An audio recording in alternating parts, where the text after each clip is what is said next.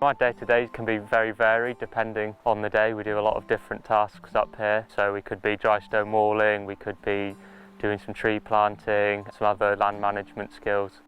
This dry stone wall was knocked over when the tree behind it was blown over in one of the storms last year, so we needed to come and repair it because soon we'll have cattle grazing on the site, and obviously we didn't want the cattle getting through the wall and into the neighbouring land. You can see a range of different animals and wildlife around dry stone walls. It's very common to see mosses and lichens. And then as decaying material builds up, so leaves, bits of moss dying off, other bits, you get a range of different insects you can find in the bottom of dry stone walls.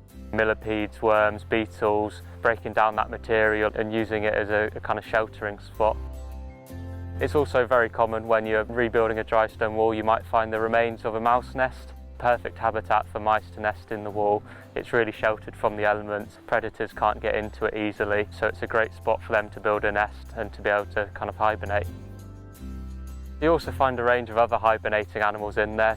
Depending on the site, you might find lizards or frogs or amphibians such as those. It's not uncommon to find stoats and weasels using walls as a place to move around the landscape. Obviously it provides shelter for them and they're kind of agile and nimble enough to fit through some of the cracks in the dry stone walls. You might get badgers using a wall as a feature to burrow under. It's an easy way to find the entrance to their burrow system. You can also find birds sometimes nesting in the crevices in dry stone walls, and it's really common to see birds on top of the dry stone walls, particularly your birds of prey using it as a kind of lookout spot to scan the landscape for prey. Also, bats and birds often use dry stone walls as a navigation tool, so in quite a sparse landscape, having a linear feature can be crucial for them to be able to navigate around.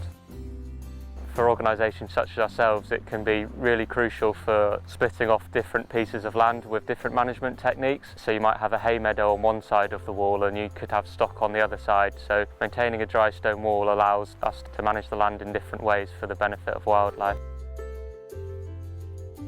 Dry stone walls are a great source of shelter for wildlife, as well as stock and sheep as well. You can often see them sheltering behind dry stone walls in the harsh weather.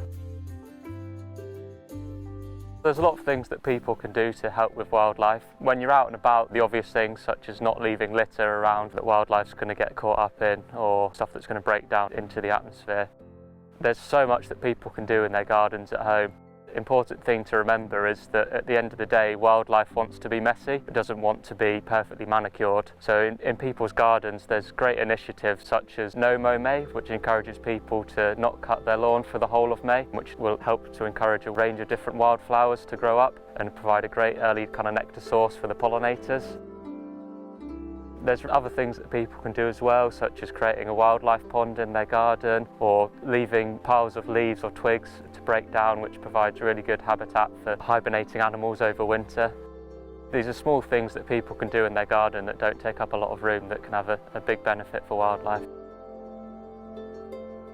Nature's facing a massive decline currently, not only in the UK but across the globe, so now's a really important time for people to get involved and help protect wildlife. Things are only going to get harder for wildlife with the impacts of climate change, and the more we can do to help nature, the more we're going to be able to protect and leave for future generations to enjoy.